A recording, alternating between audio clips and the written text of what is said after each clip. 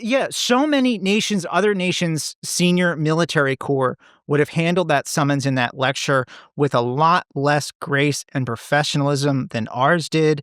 And I think we should all take a moment to note that and be thankful for it. I know definitely in the UK there are places I could go to right now. If I paid in cash, I could get a prepaid SIM card and nobody'd know who I was. Secrets and Spies presents Espresso Martini with Chris Carr and Matt Fulton.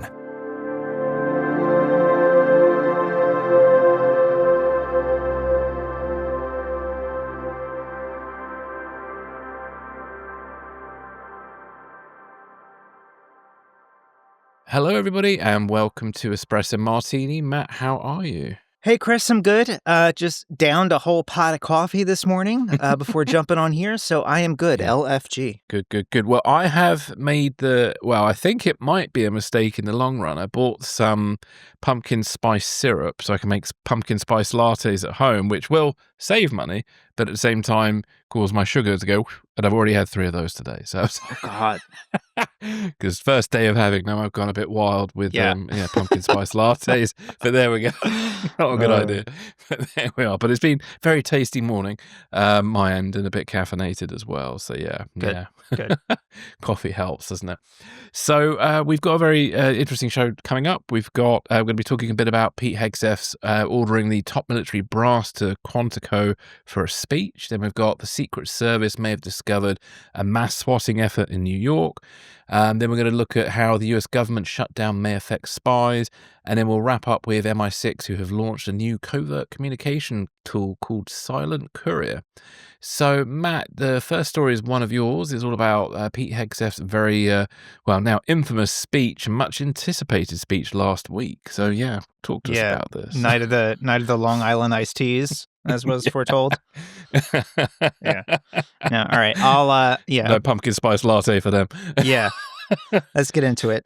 So this week, an extraordinary scene unfolded at Marine Corps Base Quantico outside Washington. President Trump and Defense Secretary Pete Hegseth summoned roughly 800 of the military's top commanders from across the globe, admirals and generals who normally spend their time overseeing nuclear submarines, managing alliances, and coordinating global operations from headquarters in South Korea, Germany, and the Middle East, to name a few. Instead, they sat through a pair of speeches that spoke volumes about the dire state of civil-military relations in Trump's second term. So first came Hegseth, a former National Guard major with a year of combat in Iraq. He framed himself as the antidote to what he calls a, quote, woke and softened military. His remarks centered not on strategy, deterrence, or alliances, but on grooming standards, body fat, and training quotas. He railed against, quote, fat generals, called for a return to rigid discipline, and suggested that decades of decline in political correctness had robbed America of the ability to win wars. Hegseth's rhetoric echoed the nostalgia of World War II, back when, in his telling, standards were clear and victory decisive. But to the senior officers in the room, many of whom earned their stars fighting in Iraq and Afghanistan and lost troops there, should be noted, it was a stinging and arguably simplistic critique. Critics described it as a worldview of a not terribly successful major, elevated into a cabinet post, more focused on push-ups and flag-waving than on the complexity of modern warfare. Then came Trump. For 73 minutes, he delivered a familiar stream of grievances against Biden, the media, tariffs, the border, even the Nobel Committee. Most of it was well-worn Trump, barely tailored to an audience of flag officers. But at minute 44, the president recounted telling Hegseth that America's, quote, dangerous cities should be used as a training grounds for the military. The idea of deploying U.S. forces in domestic urban areas, not just to quell unrest, but as a form of a readiness exercise, was a striking and unsettling moment, even if buried inside the usual sprawl of his rhetoric. The meeting left unanswered why exactly the brass had been ordered in from bases around the world. What they got was a defense secretary lecturing them like junior troops and a president hinting at using America's own cities as battle labs. Both speeches leaned heavily on nostalgia and imagery purposely evocative of General Patton's speeches on the eve of D-Day, while offering little acknowledgement of today's security challenges or the daunting reality of fighting and winning a war against a modern adversary like Russia or China. The result was less a strategic vision than a reflection of how Trump and Hegseth see the military as a culture war battleground, a blunt instrument of national power, and perhaps a domestic tool. Chris, what'd you think of this? Pete Hegseth's speech kind of lived up to expectations, and obviously, jokingly, probably could have been an email or easily a video sent out to Or a people. Signal group chat. Or a group chat, yeah, definitely Signal. And I definitely feel sorry for the military leaders who had to endure that speech, which in many ways felt like a verbal HR memo more than a serious, rousing address. Many people, obviously, pointed out in the room, are entrusted with complex duties such as managing U.S. nuclear forces, alliances, and planning military operations. They were pulled away from those duties to endure a lecture on soldiers' grooming and fitness standards by the looks of things. There was a piece in The Atlantic where they spoke with a few officials anonymously after the event, and one female officer who, like others, spoke anonymously, said to The Atlantic that she was disappointed by the contents of Hegseth's address, and she said that most officers were open to altered fitness and grooming standards, but expected the Pentagon's highest officials to be focused more on refining American strategy and winning future wars than on the details of physical training.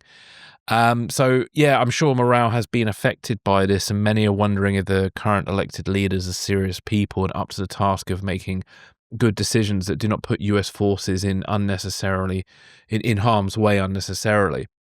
One other thing, the silence was deafening, and in some ways that might be reassuring, because if military leaders were all whooping and high-fiving each other during Hegseth's and Trump's largely anti-woke speeches, then that could have been more worrying, especially for so many people growing more distrustful of US law enforcement and the military, and with concerns of sort of far-right and white supremacist infiltration of the military. So I think maybe people should take some comfort in that silence. But obviously what was disturbing is President Trump's remarks, where he said that the military should be used as a solution to domestic threats, and how US cities like Chicago should be used to train the military.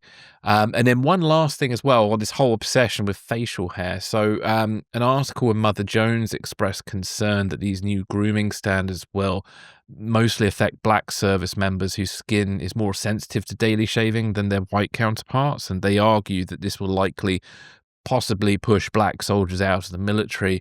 And as far as I know, when it comes to facial hair, it's become more of a norm in the military due to many soldiers and particularly special forces operators working in the Middle East due to the war on terror and after the 9/11 attacks. So I don't know, there's this sort of weird obsession with facial hair. I don't quite understand where Hegseth, etc. is coming from, considering so many vocal Trump supporters online have like these weird Viking beards and facial hair. I don't quite get where they're coming from with that, but there we go. Yeah, the grooming standards is interesting. A lot of what you were sort of referring to is a lot of like religious exemptions and stuff that people get for that, and of course the special forces operators and everything that are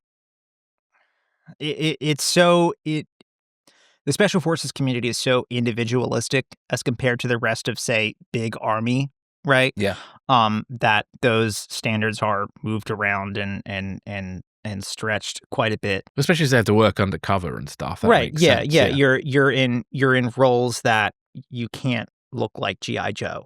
It doesn't really work for you if you look like G.I. Joe in doing some of those jobs. But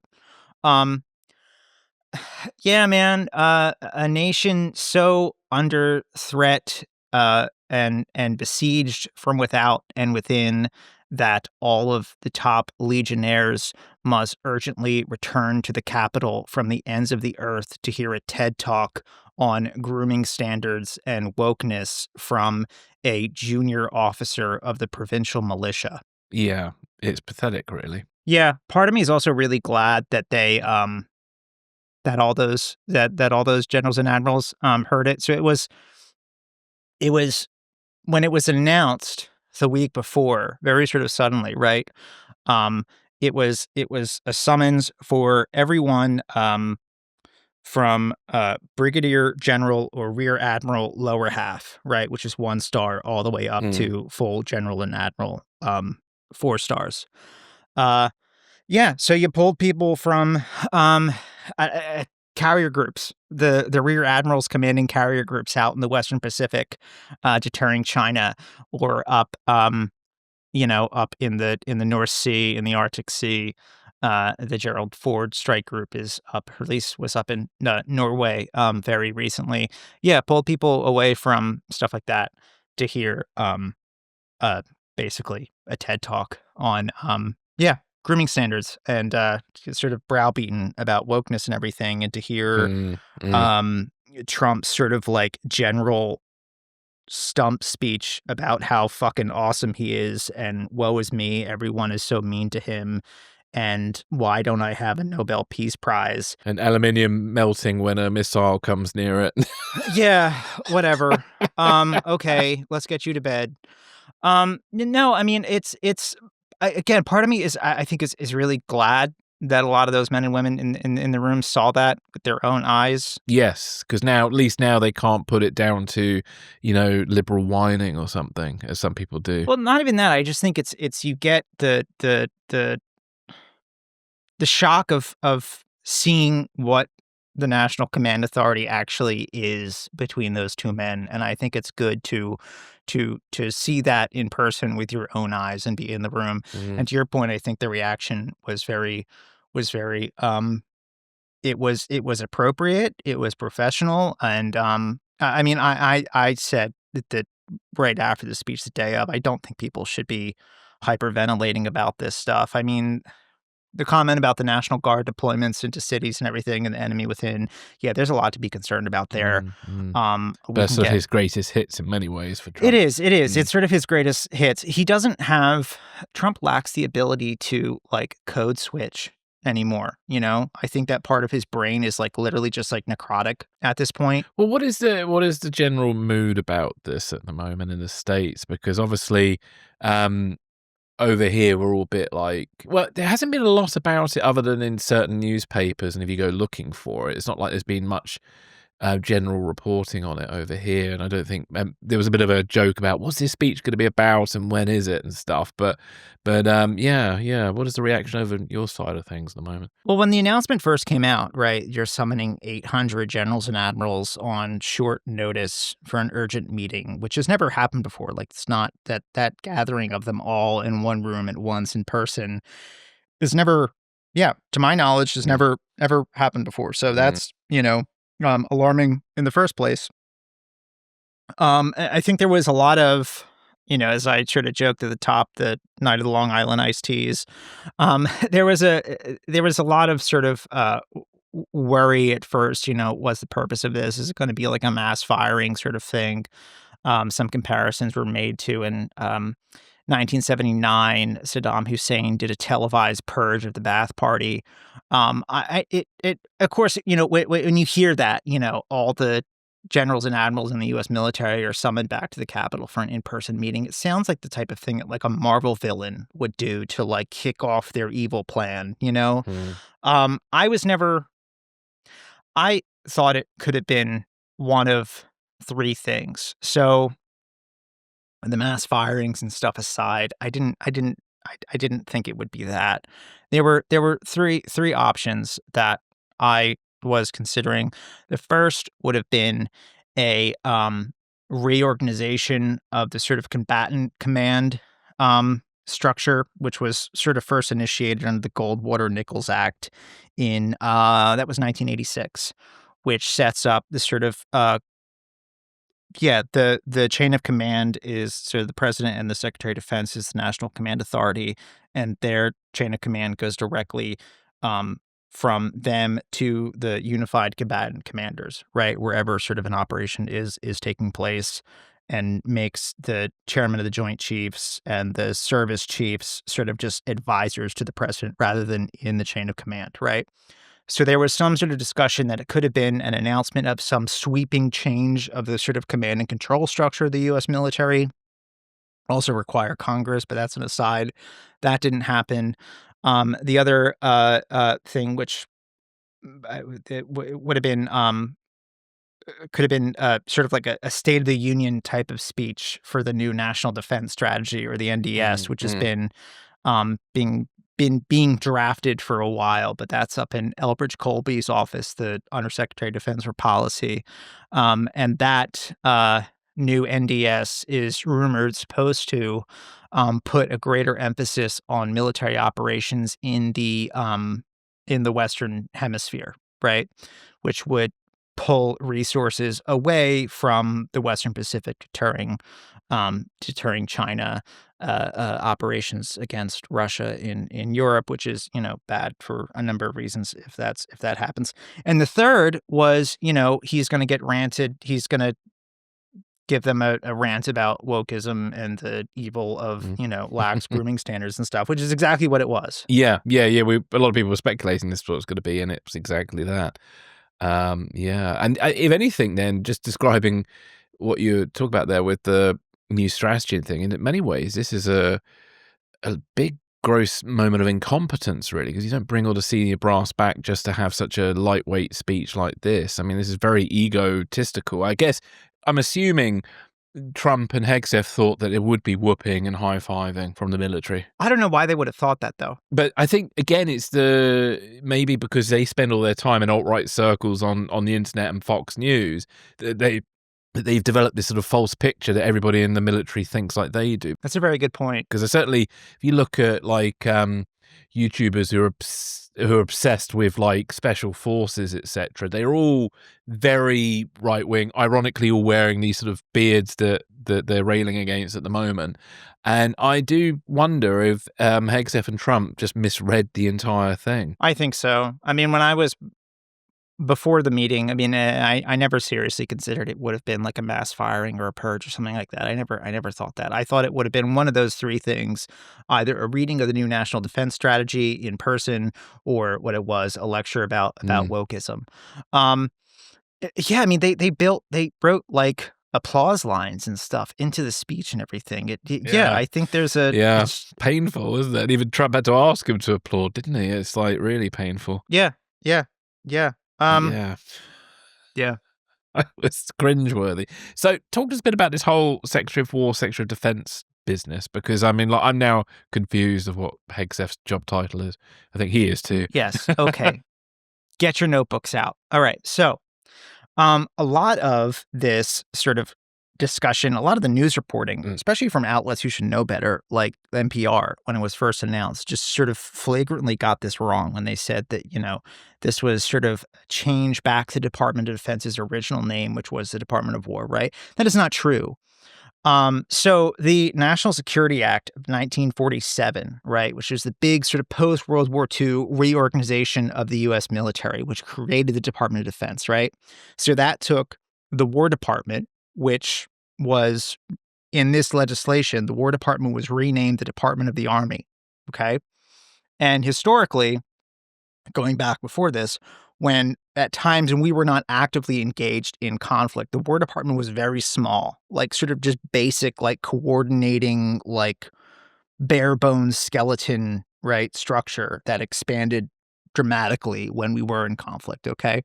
So it took the National Security Act of 1947, took the War Department, renamed it the Department of the Army, okay?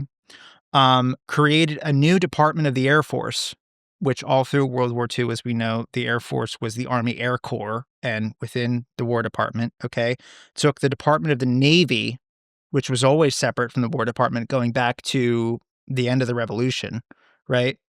Combined them took those three service departments, which are still in existence, the Department of the Army, Navy, and the Air Force, put them into a new structure called the National Military Establishment, which was led by a new position called the Secretary of Defense.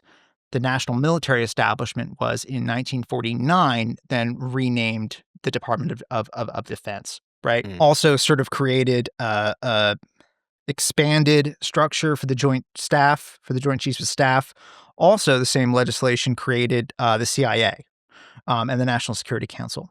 But so when people say, it's just sort of changing it back to the original name. That's not true. The Department of Defense is an entirely new entity that was created from the War Department, which was renamed the Department of the Army, and other structures that were all put together, right? So to say that they just changed the name back to what it was, that is not true. And I think changing the name from Department of Defense to Department of War means that we'll be tougher and more likely to win wars is like a 8-year-old's understanding of the world.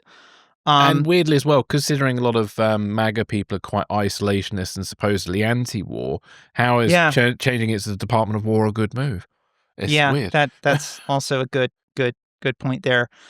So to formally change the name of the Department of Defense to the Department of War, same thing with the Secretary of Defense, would require an act of Congress. You would have to amend that National Security Act of 1947, which they have not done. This is an executive order that allows the DoD to use Department of War, Secretary of War as sort of just like a optional branding thing. Do you think they're selling T-shirts at this now? Oh, probably. It's painful. I mean, it's funny and serious at the same time because definitely, it does feel like the president's losing the plot. I mean, if he had the plot in the first place, I mean, his speech felt very unhinged, to put it very. He is declining by the month. Yeah. You can see it in real time. I saw the clip of a speech he gave back in the 2016 campaign, and it sounded like a different person. Yeah. Yeah. Like he is just actively, biologically failing in front of our eyes. Mm-hmm. Even looking at clips from even 10 years earlier as well, he was so much more of a dynamic speaker and even kind of quite funny sometimes and very pointed in some of his criticisms. But now he sort of just goes off on these really weird tangents and it's just bizarre. Yeah. Yeah. I mean, it sort of reminds me of... there was an Air Force missileer, a major. His name is Harold Herring, and he was worked in an ICBM missile silo somewhere. And in 1973, during a training, he asked, how do I know if the launch order comes from a sane president? And for asking that question, he was discharged eventually because you're not supposed to do that. Yeah, that was under Nixon. But it's a question. I'm sure all of the men and women, mostly men, who were in that room must be asking themselves today. And to that point, I'm glad they saw that. Indeed. And I'm glad that they reacted the way they did. And I think, people should take some hope in that. Because, I think you've said this many a time. I mean, the way we talk about what's going on in America at the moment, there's a lot of very bad things going on and a lot of good reporting about it. But there's also this sort of sense of inevitability and doomerism around things, and it's reassuring, at least, that certainly senior military people at the moment are not all Team MAGA. I mean, that could change over time. There could be a generational shift. There could be people are removed. I mean, we've still got 3 and a bit years to go, so a lot can happen in that time. But yeah, if you were in that room, you have... I'm sort of generalizing here. If you were in that room, you have about 30 years of military experience under your belt, right? And if you put 800 of them together, that equates to 24 millennia of military experience. And they got lectured by a Fox News weekend talk show host. Yeah, indeed. That's not lost on those men. No, and they've seen a lot of things. No. Oh, well, Trump's lucky there wasn't a coup on the way out the door, really. That's another point. Holy shit. That's another point. Oh, my God. Try that shit in Egypt or Pakistan and watch what happens, Pete. Yeah, so many nations, other nations' senior military corps would have handled that summons in that lecture with a lot less grace and professionalism than ours did. And I think we should all take a moment to note that and be thankful for it. That they all got back on their planes and went back to their forward command posts, to their staffs, and there was no sacking of the city, that the 82nd Airborne didn't roll up 95 across the Potomac. Yeah, and there haven't been any signal scandals in the Atlantic this week regarding top brass plotting and Not yet. I could ask about that, but no, I haven't heard anything about that. No, indeed. Any interesting notes on the whole logistics of getting all these people to Quantico? Is there anything? Not that I've seen. That Mm. was a lot of discussion, people that I was talking to in the days before the meeting, between it was announced and when the meeting actually happened. It was like, this is a logistical nightmare of like, okay. I mean, all of these men and women, if you're at that level, you travel with security details or provided by Army CID, NCS, Air Force Office of Special Investigations, right? Yeah, OSI. Um, they all have security details. They all have staff that follow him, that follow them. They travel in military aircraft with the secure communications infrastructure. I mean, these guys don't just roll around like you and I, right? No. So to get them all into DC all at once, huge logistical undertaking. And as far as I know, when the notification went out, there was no guidance about, like billeting in DC. What do you do for ground transportation when they get here? All those little stuff like that. Very disorganized. Yeah. They did this at Quantico, in an auditorium at the Marine Corps University. It's the only DoD installation facility within the National Capital Region that could accommodate all of them. Wow. And do we know? Did they even have a buffet lunch organized? I don't know. I was looking the day of, I haven't seen this anywhere. I was looking during the speech. I was on Flight Radar looking for refueling tankers orbiting around Northern Virginia, for which would, be on station for a combat air patrol of fighters, which I don't know if there was extra, like a temporary flight restriction for it. Yeah, which there should have been, probably. Yeah. Yeah, I don't know how much it costs specifically to get all 800 of them into DC and out again.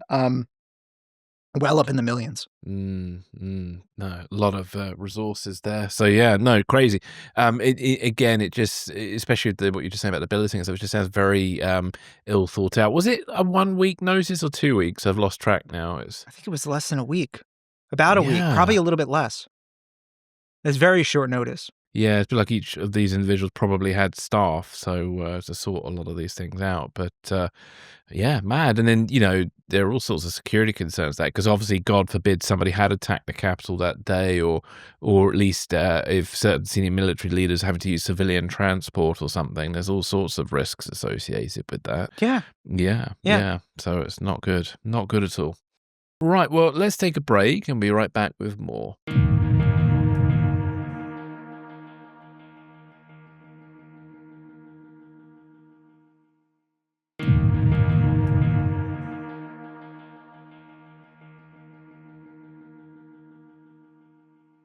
Welcome back, everybody. So our next story is from CNN, with a little bit of Wired magazine. So the Secret Service have traced swatting threats against officials, and they found 300 servers potentially capable of crippling New York's cell system. So for those not in the know, swatting involves fake emergency calls claiming shootings, hostages, or bombings, and they are designed to sort of trick the police into sending armed officers. And it's dangerous, it's a waste of resources, and it puts innocent people at risk. And in late 2023 and early 2024, there were a surge of these hoax calls which targeted high-profile figures like Representative Marjorie Taylor Greene, Senator Rick Johnson, Judge Tanya Chutkan, and Nikki Haley, and state election officials. None of the threats against them were real, but they did create chaos, and it sort of stretched security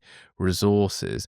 To track the calls, the Secret Service set up an advanced threat interdiction unit, and it uncovered a vast network hidden in rented spaces across New York and New Jersey, and apparently more than 100,000 SIM cards and 300 servers were seized, and this is the largest seizure of its kind. And the system apparently could rapidly rotate numbers, pump out thousands of calls, and potentially disrupt cell infrastructure, which is another key thing here, because when you make a lot of phone calls or a lot of texting at the same time, it does disrupt the local networks. Anybody who's ever been out on New Year's Eve can attest to what that's like. Trying to make a phone call at like midnight onwards is a bit of a nightmare for about an hour, just because there's so many people trying to use the cell network at the same time. So investigators warned that the setup could have overwhelmed cell towers, crippled emergency services, and even sent anonymous texts to the entire US population within minutes. And they believed it was used by a mix of actors from cartels, traffickers, or foreign governments for profit and disruption. However, some cybersecurity experts have argued that the Secret Service may have overstated the threat, suggesting claims of shutting down New York cell service were speculative or exaggerated. And so far, no arrests have been made, and investigators haven't tied the network to a specific group or plot. And I'll probably go into a little bit more about that a little bit later. But Matt, what are your thoughts on this episode? Yeah, this was an interesting story.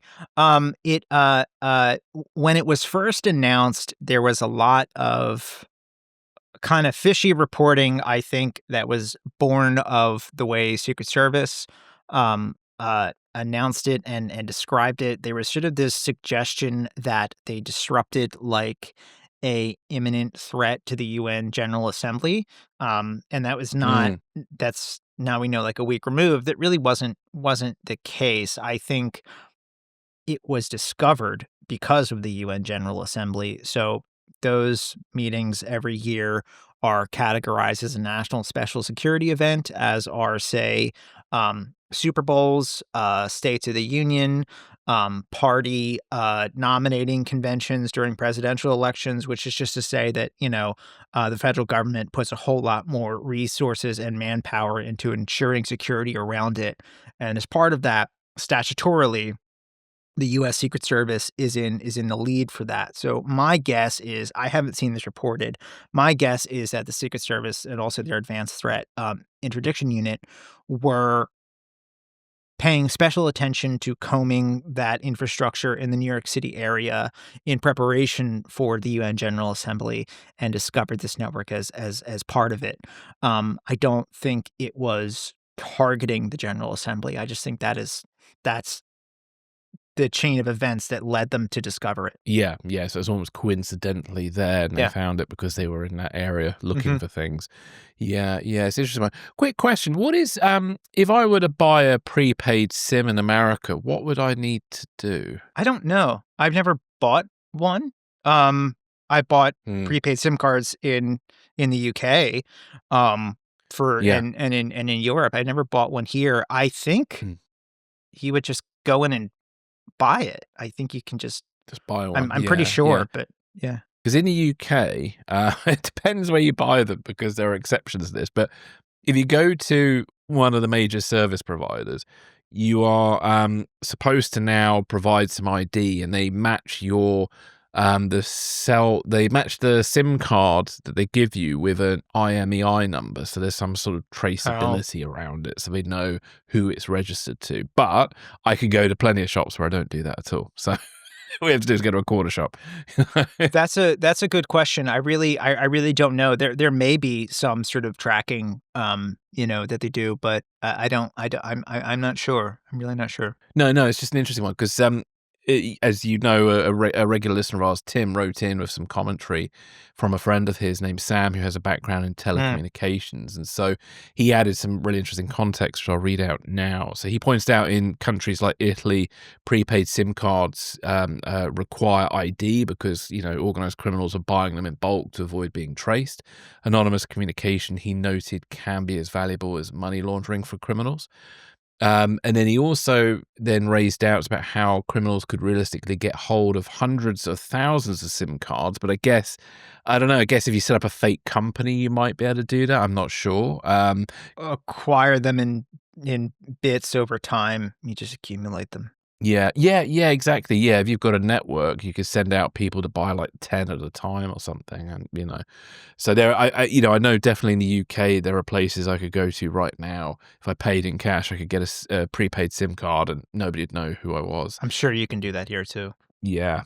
So he was saying that at least in the case of Italy, I think, which his experience are from, that obviously these cards could be obtained with fake IDs, bribery or theft, but large scale access, he says, suggests deeper failures, which might be quite probable. And so either the service providers are not enforcing ID checks properly, or there's a supply chain problem, especially if they bought the SIM cards in bulk. That could be something for a fake company or whatever. Scott also argued that telecommunication companies should be stricter, for example, by refusing to activate SIMs until they're tied to a verified customer, running checks for suspicious bulk registrations, and blocking stolen phones from reconnecting to the network. I do know like phone numbers do get recycled over a period of time, but I think from memory, it's at least a year over here for a number to be recycled, but I'd have to double check that. And then finally, he questioned why equipment that created hundreds of anonymous phone connections can even exist on the open market, suggesting that such SIM server boxes should be banned outright because they don't seem to have any legitimate purpose. Yeah, because why would you need something like that? It's very odd that. So I don't know who's making those things. Yeah, I'm sure there is some legitimate purpose for it somewhere, but I feel like you should have to get a license for that, and it should be maybe like a call center or something. Yeah, but, regulated. Even then, how does that work? Yeah. There's also, we don't know, hasn't been announced at least, who or what was behind this network, and I'm sure there are certainly others across the country in I don't know, I would assume every major city at least has one of these networks somewhere. But we don't know who was responsible for it, who built it, who operated it. It could have been some sort of foreign group. It could have just been some fraud ring. Like, I get text messages. I'm sure plenty of listeners do here in the States, but text messages once in a while, like about some, crypto scam, click this link or whatever. Or one I'll get is from like the Department of Motor Vehicles. There's an issue with something with your registration, click this link or whatever. And it's just a scam that is driven by networks like this. Yeah, totally. Yeah, Wired mentioned that they believed it was likely to be cybercrime and sabotage, and they interviewed somebody called Ben Kuhn from Unit 221B, which is a company that specializes in these kind of things. I wonder what that's a reference to, Unit 221B. Sounds like a GRU outfit. Oh, yeah, no. Well, he's actually Sherlock Holmes because he was 221B Baker Street. And, I missed that one. So when I saw that, it made me chuckle. Probably. But yeah, or GRU Unit 29155, I think is one you're thinking of. Yeah. But interestingly, apparently it's, obviously the search professional, but not unprecedented. Apparently there have been SIM farms like this found in places like Ukraine, some tied to the Russians for disinformation operations. So it does suggest, obviously, the US bust was serious, but not the first or biggest of its kind in the world.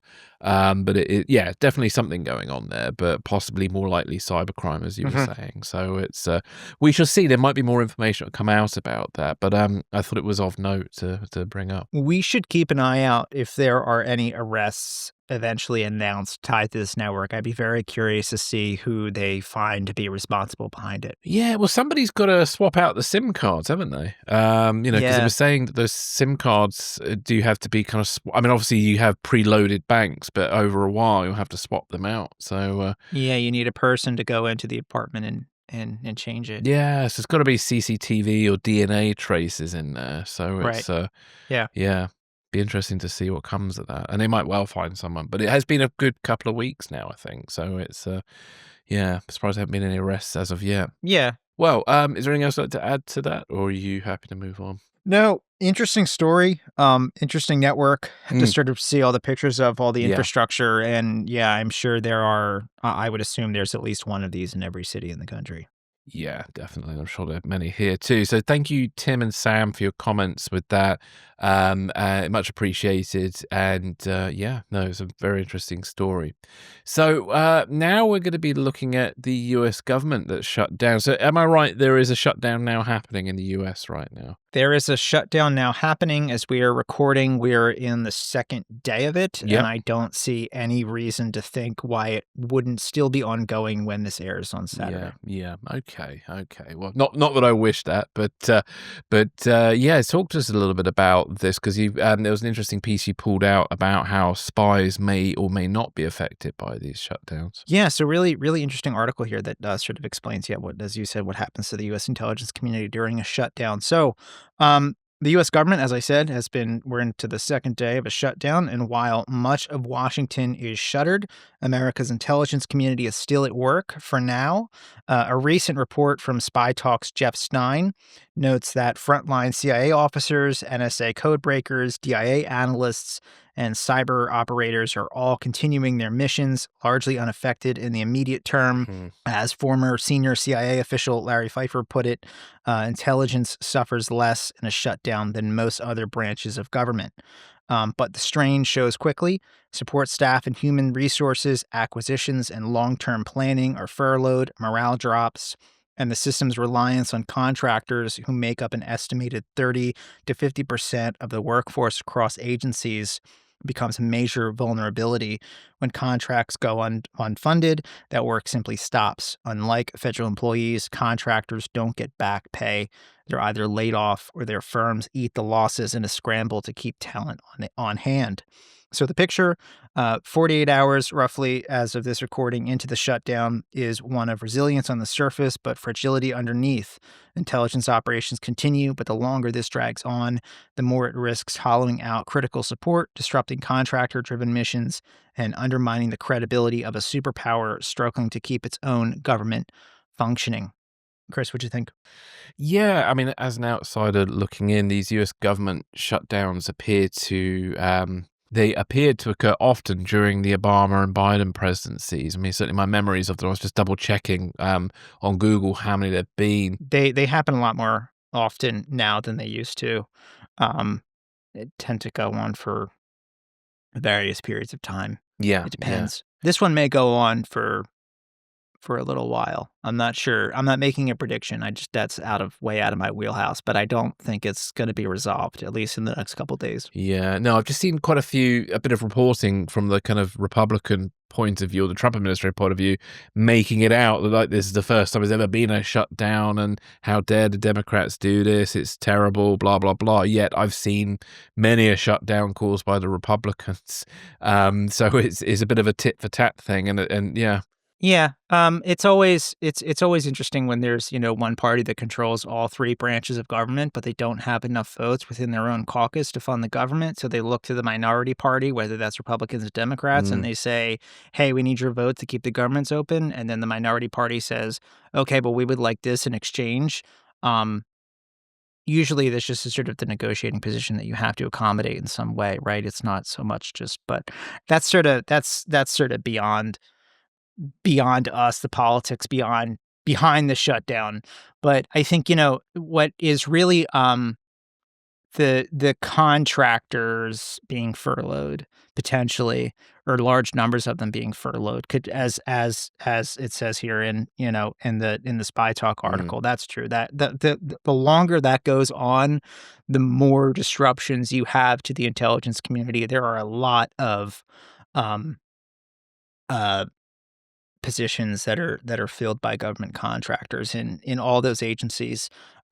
Edward Snowden was a contractor, for instance. So a lot of those like systems administrators, sort of back end stuff, strategic enablers, should we say, a lot of those are contracted out now.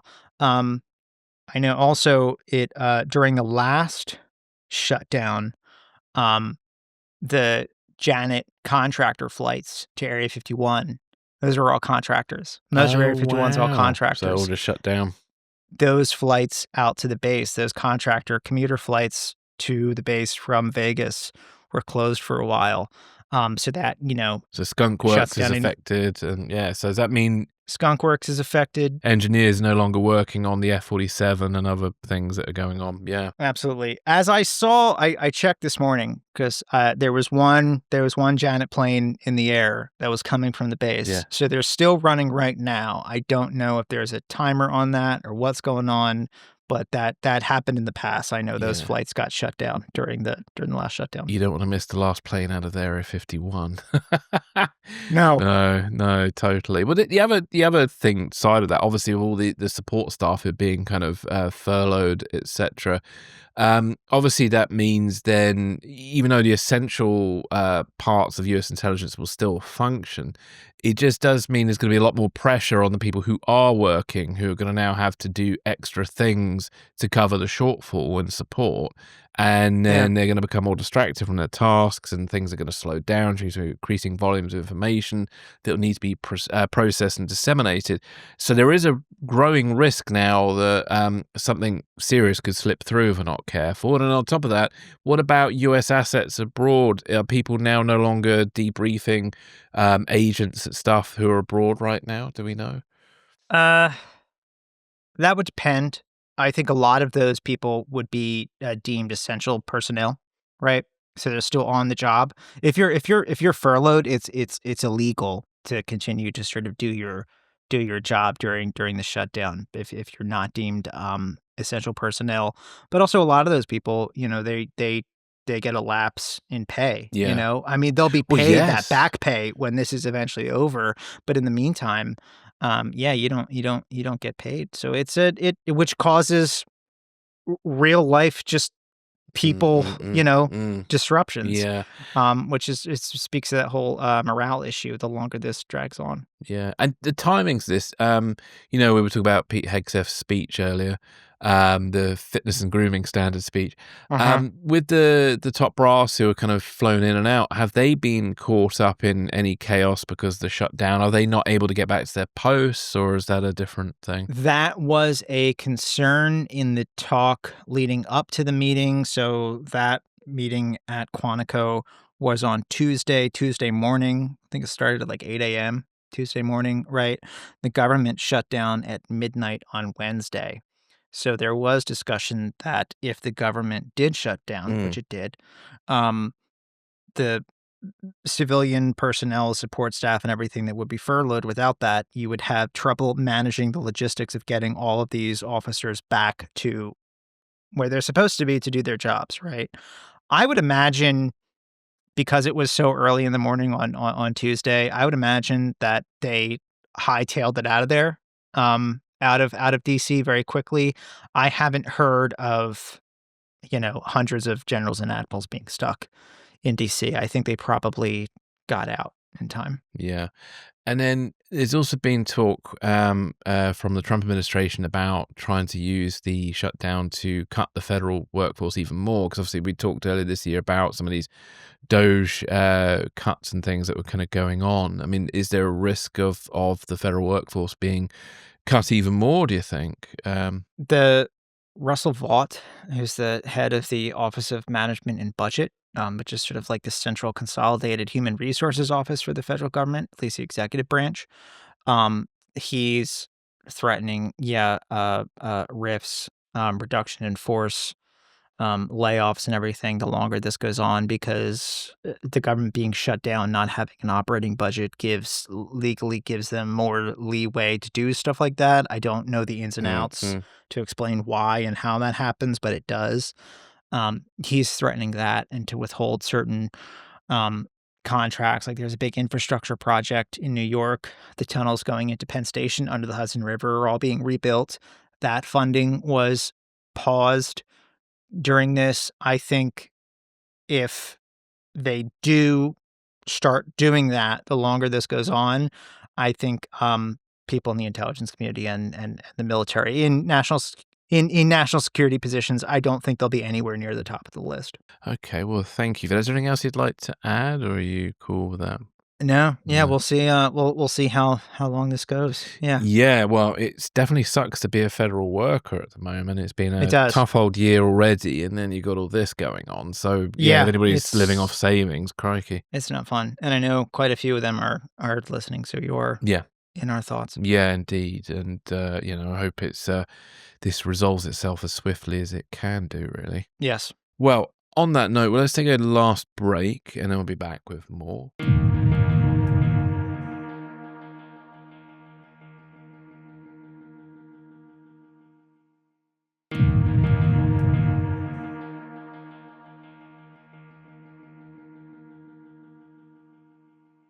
So welcome back, everybody. So our final piece today is all about a new system MI6 have just released. MI6 is Britain's foreign intelligence service, and they've unveiled a new online portal on the dark web called Silent Courier, which is designed to let potential spies securely send secrets, particularly targeting Russians. The system runs on the Tor browser for anonymity. Now, the initiative follows outgoing MI6 chief Richard Moore's 2023 appeal in Prague for Russians to spy for the UK. And in his final speech in Istanbul, Moore declared, "Our virtual door is open for you."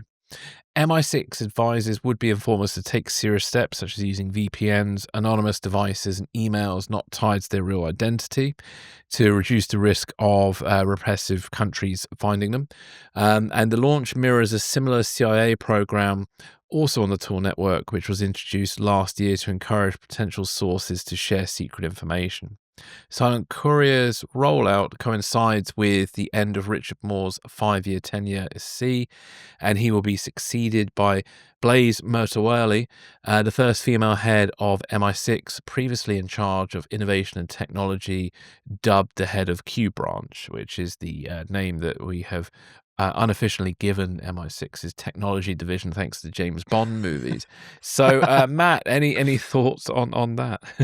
Yeah, it follows a pattern of a lot of Western intelligence agencies just sort of openly soliciting virtual walk-ins, sort of putting in place virtual dead drops, should we call it, which is essentially what this is, aimed with a lot of sort of really slick Hollywood quality marketing advertisements. Oh, I know. The videos are amazing. I've kept a few of them as reference points. They look fantastic.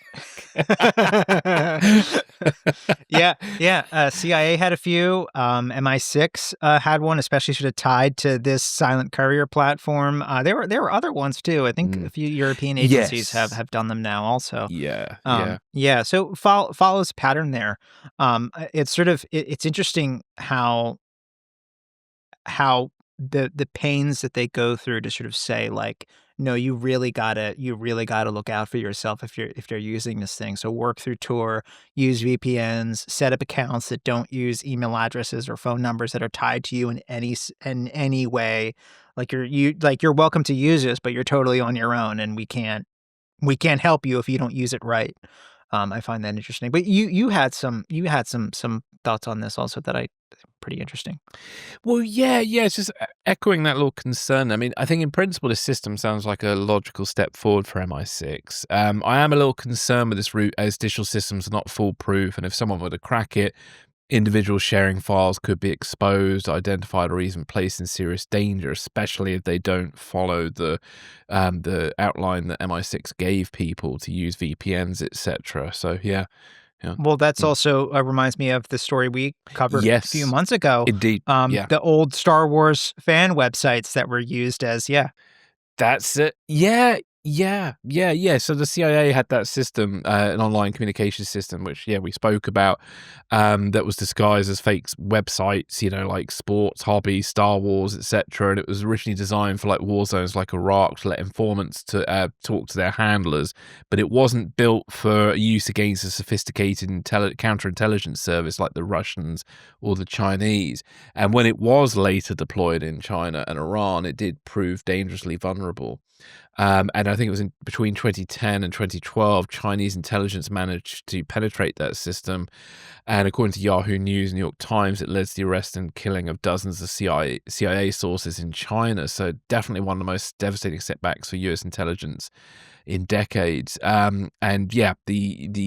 CIA system, the original one, was, too insecure really and too easy to detect once adversaries caught on. Because when we talked about it, because they were even using like web addresses that were just a little bit ever so slightly different and from the sort of same. Right. When you go into the coding was almost like one digit off from the previous one. So you could suddenly see that there are all these websites made en masse, and they also used a kind of template that was very similar, which was a big rookie error there. But it was the early days of the internet. The way those sites were built was a CI nightmare. And I'm assuming and hoping that these platforms are a lot more secure. Well, yeah, I think they probably are, one would hope. And obviously, again, they've told people to cover their tracks because they also know the vulnerabilities involved. Because what about anything digital? It kind of creates, everything's recorded. And so inherently, no matter how secure your digital system is, it's always insecure once it gets cracked. And this is I think the thing where old school intelligence, even though that has its risks in itself, and if anything, old school intelligence is getting harder and harder to do because now you have, not only do you have great CCTV systems, you now got biometric data at airports that links identity, etc. So it's getting harder and harder for informants to cover their tracks and for US or UK or any West intelligence personnel to cover their tracks too. But also good news, it's getting harder for Russians, etc. to do it. And as we've seen with Russian cases, there's been a decline in the using of fake identities and more in people using their own identity and almost being what I think is dubbed as a butterfly spy, where you use kind of once and that's it. It's like Anna Chapman being somebody comes to mind. There's definitely been a few people who kind of use their real identity, maybe get married or something, and then ever so slightly change their name. But under some scrutiny, they would be discovered quite easily. Or they rely on passports from like places like Brazil, where I can only assume that this, it sounds a bit wrong to put it this way, but it might be lesser standards at the moment in certain countries as a comparison to Britain and America. I don't know how better to put that, but it doesn't sound wrong, but with their vulnerabilities. Right. Or you turn, say, you recruit people within, say, the foreign ministries of those third countries that are able to produce passports, or at least advise you on the certain security features that are built into the passports so you can make much better forgeries. Yeah, indeed. And unfortunately, or obtain the real thing. Yeah, indeed. And unfortunately, Brazilian passports have come up a lot in recent operations of the Russians. But then the Israelis did manage to use British passports in an assassination in 2010 and Canadian passports. So, I think it comes peaks and troughs. Sometimes you can kind of copy them, sometimes you can't, depending on what's happened. So no passport is perfect or guaranteed to be completely secure. And as the article did mention earlier, that obviously this is not a result of policy from MI6's new Blaise Murtaweli, but she was the former head of MI6's technical services, and I imagine she probably had some involvement of the creation of this system. I'd find it very hard to believe she didn't.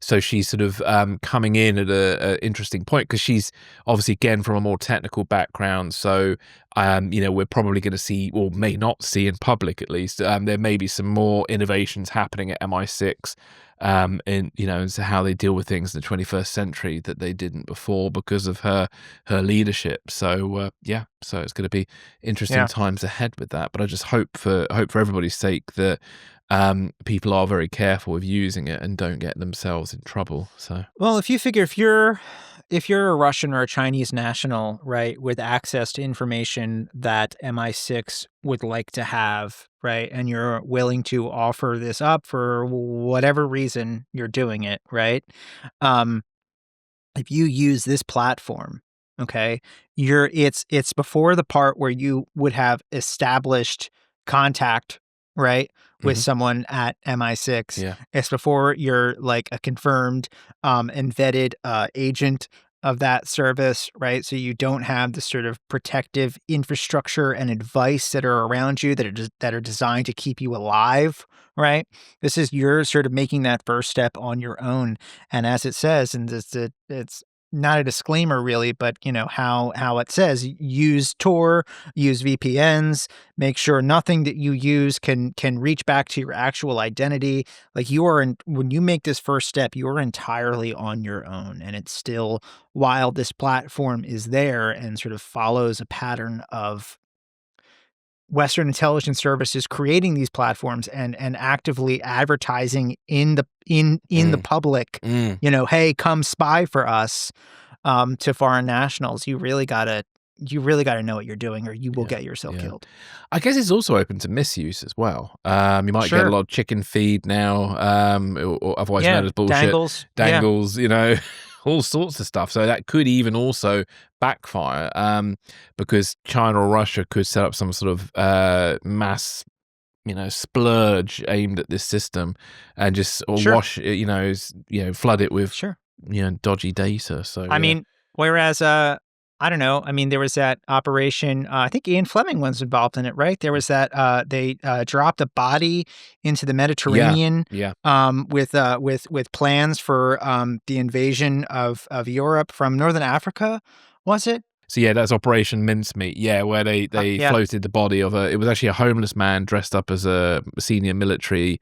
I can't remember what rank he was now, general or something, and he had like these, fake war plans on him, which then diverted troops. So it's pretty ingenious in many respects. So whereas you would have to do all of that back in the day during World War II, now you could potentially do it through the dark web. Well, this is it. And again, like Russia with all their troll farms, they've got infrastructure where they can pump out shit en masse. Yes. I hope MI6 and CIA and GCHQ have filters that can deal with this. A lot of vetting. Yeah. A lot of agent vetting, source vetting that you got to sort through with this stuff. Yeah. Well, it sounds like there've been a lot of freelance Americans floating about who might be able to help. So if anybody who is on furlough is desperate for some work, who knows? You never drop MI6 online, see if they can help. Yeah. Oh, dearie me. Well, I think that brings us to the end of today's show. We've done very well there. So thank you, Matt, for all that.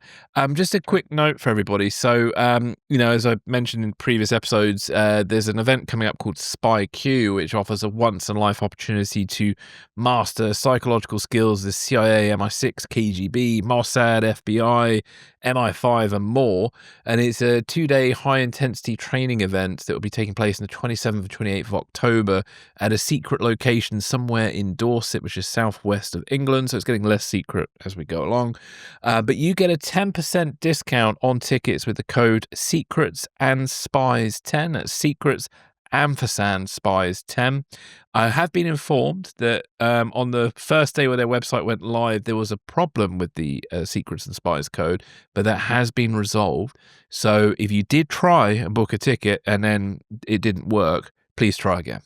But that's it, really. So and at Spy Q, I'm planning to attend. So if you do come along, it'd be nice to meet you. Please, let me know that you're a listener. And one other thing as well, if anybody is in the Oxford area between now and April, the Bodleian Library have a brilliant John le Carré exhibition called Tradecraft, which I've just been to. And next week I will be airing some interviews and footage from my trip to the Bodleian Library in Oxford. And the exhibition is all about the behind-the-scenes stories of John le Carré's writing process. So really interesting exhibition. It's free. It's totally free to go to, so just get yourself to Oxford and the Bodleian Library, and maybe, swing by the Missing Bean Cafe if you're in Oxford. There's a very good coffee shop there. But anyway, they are not a sponsor of this show, but they should be. That Spy Q and that the Carré exhibit, I am very jealous about, and can't wait to see what you got from that exhibit. So I got some great stuff, so I look forward to sharing it. And we've got until April, so. You can come to the Le Carré one, but Spy Q, you might have to watch the after the videos after the fact. But there we go. Cool. Right, everybody. Well, thank you very much for listening. Have a wonderful weekend. We'll have new shows for you next week, and then we will be back on the weekend after next. So we'll be back on the 18th of October for Espresso Martini, but we've got some really interesting interviews coming up. So, looking forward to sharing those with you. So take care. Thank you for listening, and we'll catch you on the next one. Bye for now. Thanks. Bye-bye.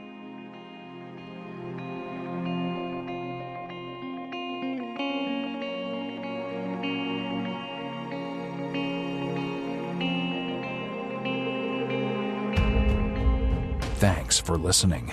This is Secrets and Spies.